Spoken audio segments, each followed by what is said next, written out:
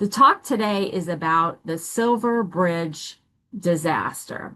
Now, one question that you guys might have right off the top of your heads is, like how commonly known is this? Well, in the area where it occurred, it is very well known. It was a really big deal, a really huge event. But probably across the United States, I would say not a lot of people would immediately recognize it on its own. But when we get to the end of the talk and I talk about how it has worked its way into American popular culture, then I think if I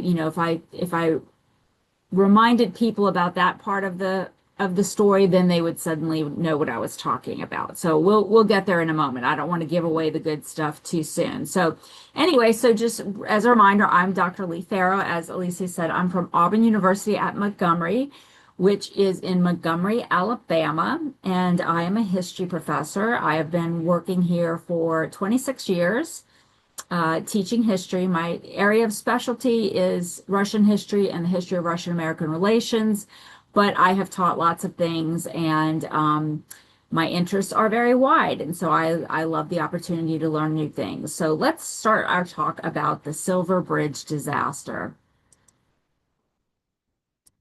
Okay, so this is a picture of the Silver Bridge. The bridge has been gone for 60 years, so it's hard to find very good, clear photos of it. But this is a picture of the Silver Bridge. And the story that I'm going to tell you is about its collapse in 1967.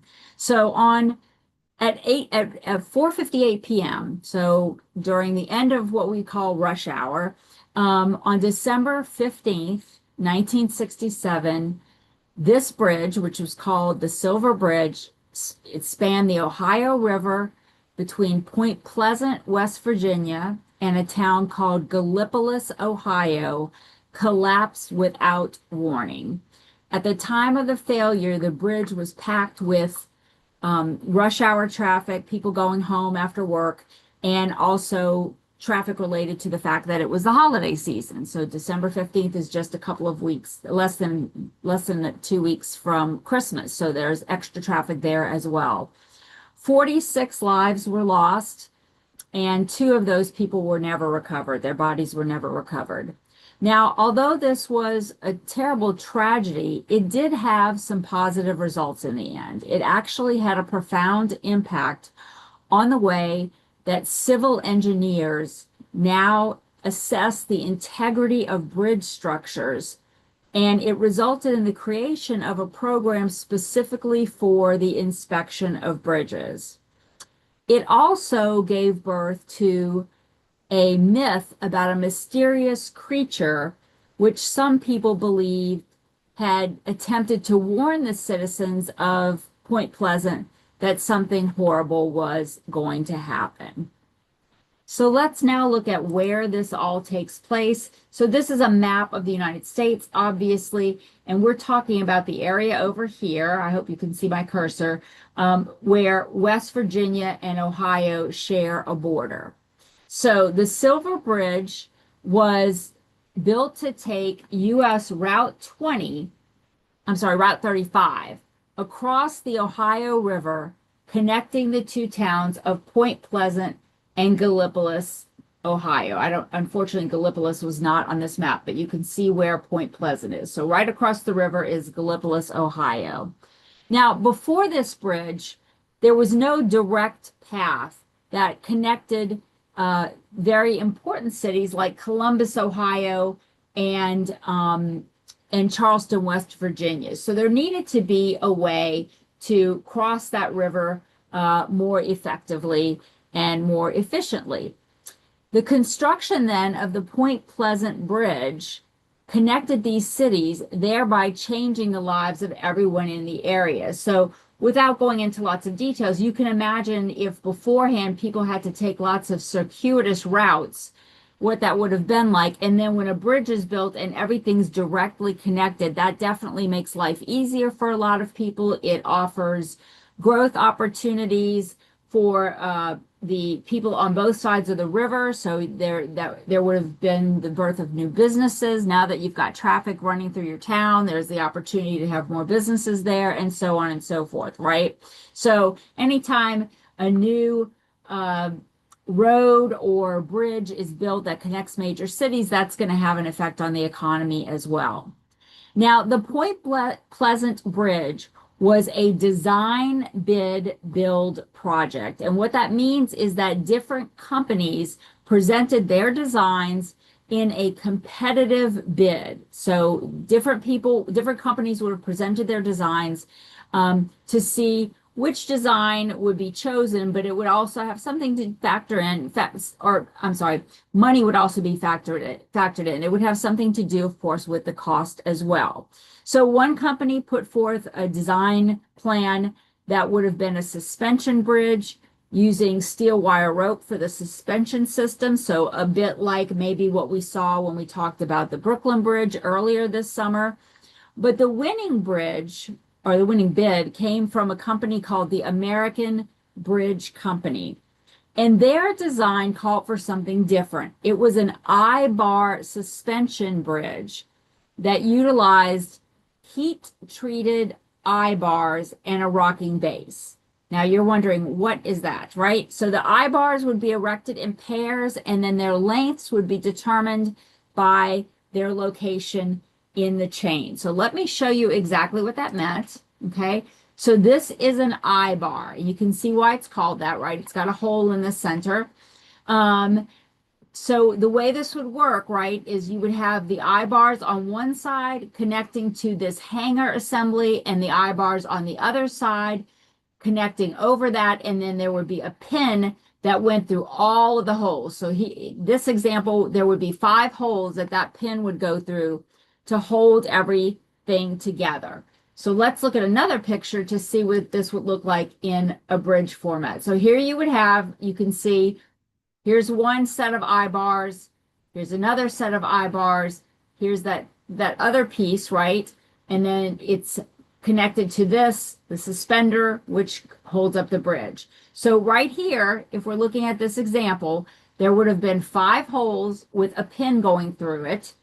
And because there's a pin, there's a little bit of ability for movement there, okay? So they called this a rocking base. So, for example, with wind or changes in temperature, this format would allow a little bit of movement. So with structures, a lot of times, as you well know, architects and engineers build in a little bit of play or a little bit of ability for things to move. If something is too stiff and then it is confronted with wind or temperature changes, it may break from its inability to adjust to those climate conditions. So in this case, this was supposed to allow for a little bit of movement. You don't want too much, of course, but a little bit of movement to account for those kinds of climate factors. Now, at the time that the Silver Bridge was being built, this was actually a common way of building bridges. So we had talked about suspension bridges and the evolution of those in our Brooklyn Bridge lecture, and how those were perfectly acceptable as well. But of course, all bridge designs have pros and cons. They all have potential flaws. This type of bridge had been built for about 100 years, so it was not seen as, a new or risky design at all. So here's another photo. So these kinds of bridges, though, usually had what they call redundant bar links, meaning extra. So if you look at this picture, right, there's a lot of those I-bars there. So this would be called redundancy. And what that means, of course, I'm sure you guys all know what the word redundancy means, but what it means in this context, right, is essentially like a backup plan. So if one of these I-bars were to break or malfunction in some way, you've got enough redundant I-bars that the bridge won't collapse. Okay, so this was the typical way that the I-bar construction had been done in most bridges. Usually there were 4 to 6 bars, and sometimes there were several chains in parallel. But in the case of the bridge that we're talking about, there was not redundancy, and we're going to see in a minute what that means. Okay, so here's a postcard of the Silver Bridge. The bridge was constructed to be 2 lanes. It was going to be 1,760 feet long with a main suspension span, meaning the part that's over the water, right, of 700 feet. Construction began in 1927, and as you can see from the postcard, it only took 1 year to complete the bridge, which is pretty good. It opened to traffic on May 30th, 1928. Now, it was officially named the Point Pleasant Bridge, but it was quickly given the name the Silver Bridge because of its appearance. So the engineers had used a silvery kind of aluminum paint on the structure, and so especially in like a bright sunny day, it appeared to be silver, and so that's what it came to be known as. Now, the bridge functioned for almost 40 years as a major piece of the region's transportation system. And as I said before, it was not considered an unsafe bridge. It received regular bridge inspections, but it is important to note that at this stage, in this time period, there was no official what's the word I'm looking for, organization or government institution that oversaw bridge maintenance. So people were hired to go and inspect the bridge, but they were kind of looking for just like general maintenance issues. And they didn't have particularly specific training for this. So they were looking at sort of the things that anybody would look for to see if the bridge was in good physical condition. And if they saw something, they might report that there was rust here or there was something else there, but they really didn't know what they were looking for in terms of looking for things that might compromise the structural integrity of the bridge.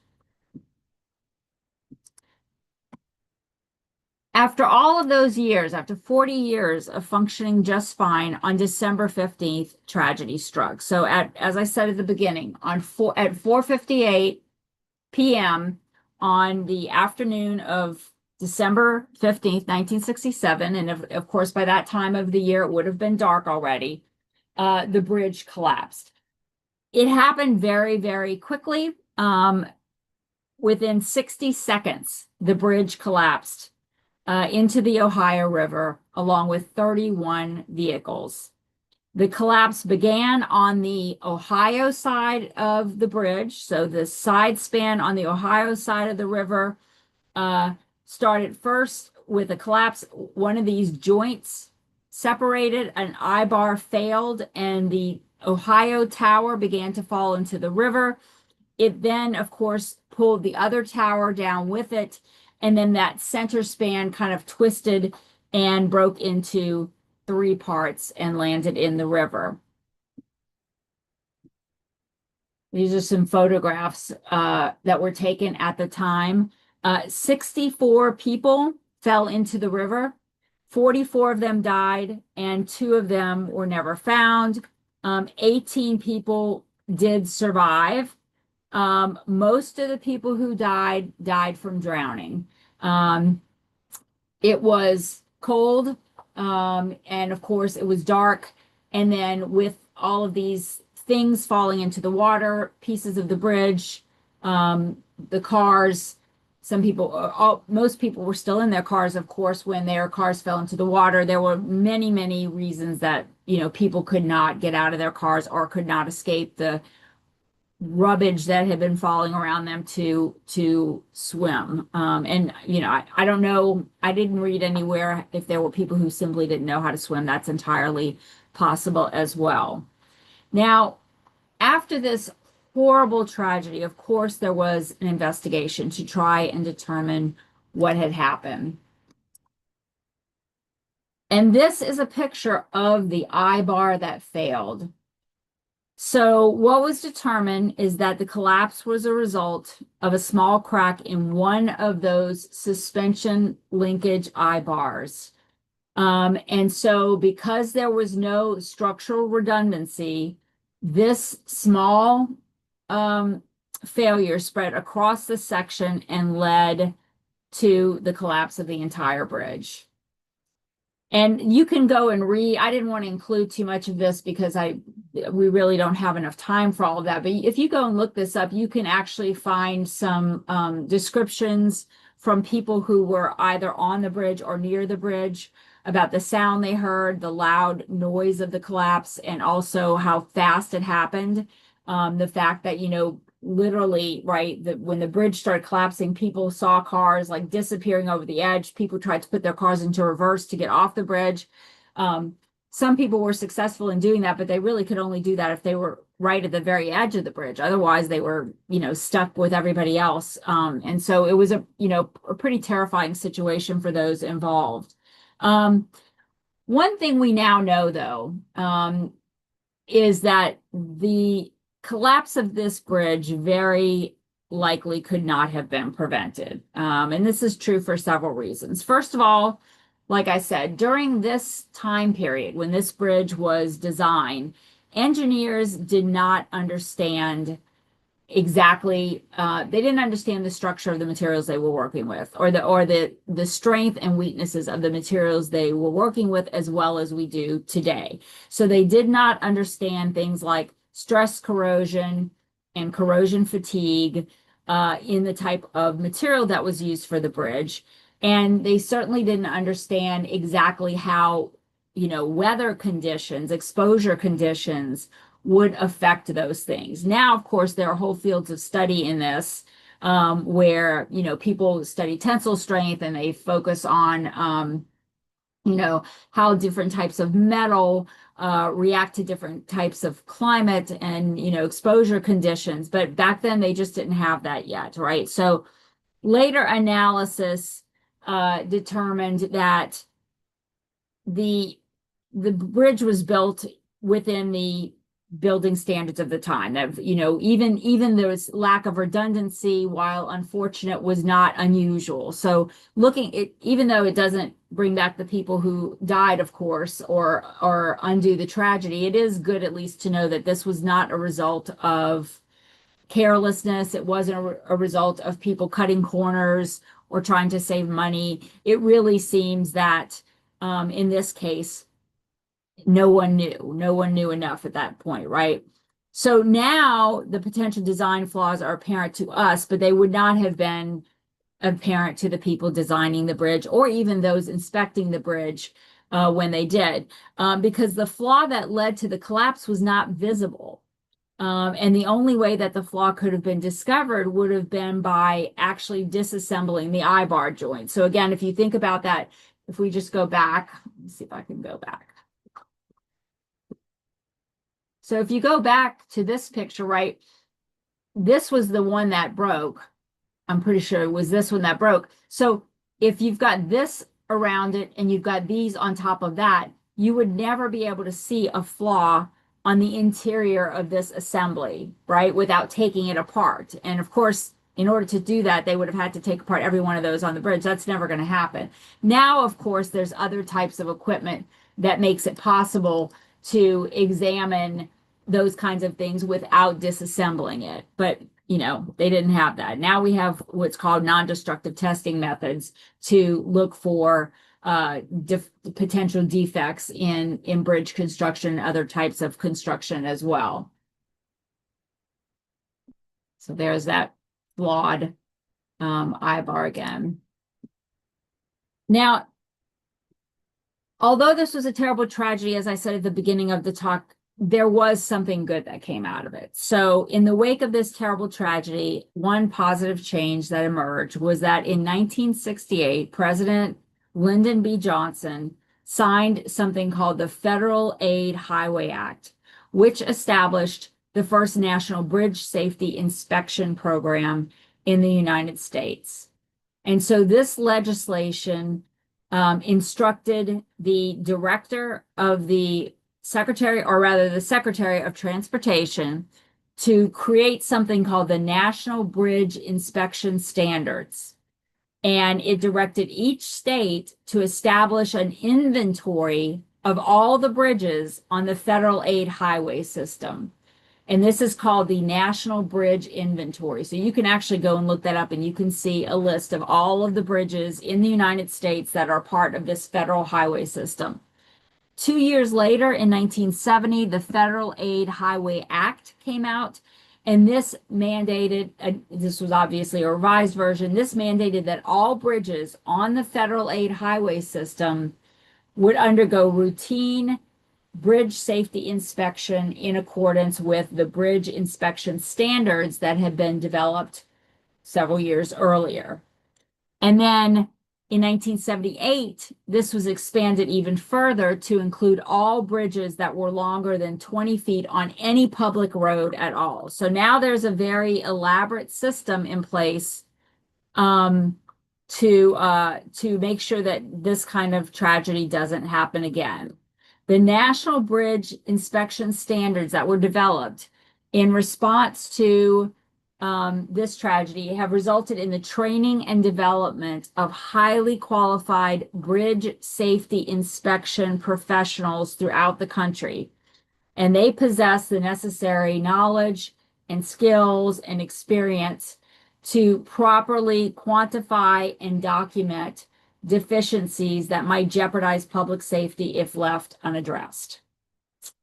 In addition to the National Inspection Program, designs with greater redundancy became standard so that one small failure could be absorbed by other structural members, and designs that ensured that key components were not hidden but could be visually inspected also became part of the engineering standard procedures in the United States. Now, I will put a big sort of caveat on all of this. These systems are in place, these inspection agencies are in place, these inspection standards are in place, but it's always possible, and there have been studies and reports on this, that bridges are not getting inspected as much as they should be. So, as is true in every country, right? You know, the government in Washington, D.C., puts together budgets, and money goes, from one place to another. So right before we started this presentation, I was bemoaning the fact that the Food and Drug Administration in the United States had been stripped of some of its funding, and we are now having a problem in the United States with various foodborne illnesses that are getting people sick. Now, I can't draw a direct correlation and say that absolutely positively it's because that funding was cut, right? I don't know enough about that, but it does always make you worry. Well, when funding has to be cut from different agencies to go someplace else, it can be cut from agencies like these also.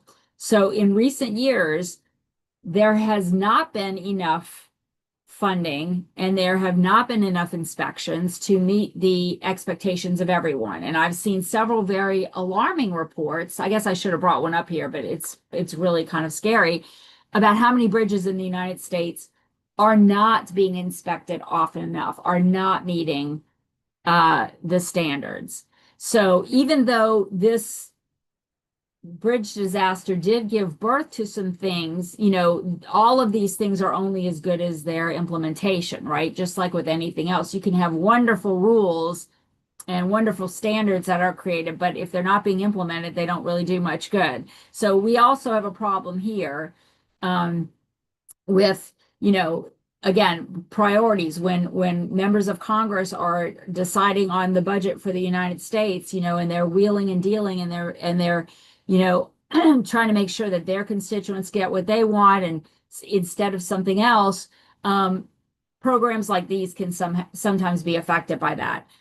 So I know that there are some pretty serious concerns about the state of our infrastructure system in the United States when it comes to roads, but especially to bridges. So I don't want to make it sound like, everything's perfect here, because it's definitely not. We definitely have to be concerned about this. And of course, you always have to worry about people, cutting corners, right? An inspector saying they went out to inspect a bridge and when they really didn't. That's always a problem too. All right, moving on. Let's move on to something more fun. So the bridge did result in this positive thing. The bridge collapse resulted in this positive thing, this creation of a system to inspect bridges. It also gave birth to something else. And this is the legend of something called the Mothman. So I kind of love, um, stories about monsters and things like that. And so when I first found out about this, I was fascinated. Years ago, I found out about this. I was fascinated. And so it has always been kind of like on my radar as something to, listen for and to learn more about. And so I had to include it in this discussion. So for about a year before the collapse of the Silver Bridge, people in Point Pleasant, West Virginia, had reported sightings of a giant creature that kind of looked like a huge moth, but with human body and legs. So they reported it being kind of like a man-sized moth with kind of a human body, but wings and a moth-like head, big eyes, that sort of thing. And there were over 100 sightings in the year before this bridge collapse occurred. People reported it chasing their cars. People reported driving down like a dark highway and seeing this things, flying over them and following their cars. There were people who said they looked out their window and they saw this thing standing in their yard, staring at their homes. So this was something that, kind of captured that town for about a year before the bridge collapsed. And, people took it, probably not everybody took it seriously, but some people took it very seriously. They saw it as a bad omen. It was scary and nobody really knew what it meant. And then after the bridge collapsed, the sightings stopped. No one saw it anymore. And so a lot of people began to say that the creature had been trying to warn the townspeople about this disaster that was occurring. Now, let me explain to you something that is an English word that you might not have heard of before. The word is cryptid, and it is an animal that has been claimed to exist but never proven to exist. And so some examples that you definitely would have heard of, chupacabra, which is something that is like Mexico, South America, or Central America. People have said that there's this creature called chupacabra. Of course, you've all heard of the Loch Ness Monster in Scotland. And then another one is Bigfoot, or otherwise known as Sasquatch, in the United States, which is generally, there have been sightings in the Pacific Northwest of the United States. So cryptids, and there are lots more, by the way. There's so many more. Most of them, it seems like, are in the United States. I'm not sure what that says about us as a country, but there are lots of these cryptids, and people claim to see them. But there's also this kind of fun, I'll say kitsch, if you know what that word kitsch means, sort of like a fun kind of atmosphere about these where, even if you don't believe in them, you think it's kind of fun. And so you buy like a t-shirt with one of them on it or something like that. So I have a Bigfoot sticker on my car. I don't really believe in Bigfoot, I don't think, but it's kind of fun. I went to see Loch Ness when I was in England. We took a trip to Scotland specifically so I could go to Loch Ness because I grew up reading stories about Nessie and the Loch Ness Monster, and I just wanted to go and see it, So I'm kind of fascinated by these sort of mythical kind of creatures. I just think it's sort of fun. It's sort of like aliens and things like that, ghosts, kind of along those kinds of lines, right? So Mothman has become a cryptid now. So over time, the legend around Mothman has grown. So a book appeared. You can see the cover on the upper left-hand side of the screen. A book appeared called The Mothman Prophecies. The book was published in 1975. I haven't read it, so I don't know if it's any good. Um, and then eventually that gave birth to a movie as well. So the movie poster is in the center there, also called The Mothman Prophecies. And the star, it had some big stars in it. The lead in the movie was played by Richard Gere, who you probably know from Pretty Woman and An Officer and a Gentleman and a whole bunch of other movies. He's a major American star. Um, and this movie was put out in 2002. I will say I recently rewatched it. I forced my kids to watch it with me. Um, it's a little slow at times, but if you kind of love the Mothman idea, it's a fun enough movie, right? To just sort of follow the story. And then in 2003, the town of Point Pleasant, West Virginia, erected this statue of the Mothman. Um, so they, I think, probably realized they could capitalize on this growing love of Mothman as one of the staple cryptids of America. So they erected this statue, and it's pretty tall, as you can see. Soon there was a museum and a gift shop. So behind the statue, actually, I guess it's not on this side. It would be where, if you're looking at the statue, the museum and the gift shop are to your left, over your left shoulder. And then there's some other things in town that really take advantage of the Mothman thing as well. There's a cafe that has some Mothman things that you can buy. And now there's even a Mothman festival. So in September of every year, there's an annual Mothman festival. People come from all over to see this statue. And as I said, Mothman is now part of the sort of, list of famous cryptids along with Bigfoot and the Loch Ness Monster. One of the things that people have really enjoyed about the Mothman statue is, he's got an amazing set of abs, as you can see here. People always comment on that. He's got like this, this hard stomach. People also really kind of laugh at the chest hair, which is sort of odd. But he's known for having a really nice muscular butt. And so if you go online and you Google Mothman statue, you will see lots of pictures of people taking their picture with his butt, as I did, of course.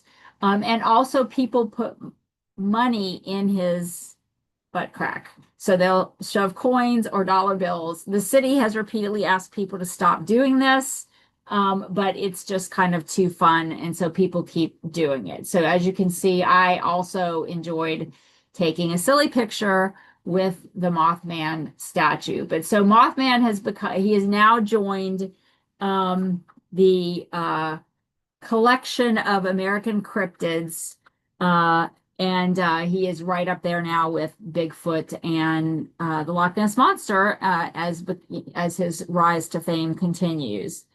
So does anyone have any questions at this point?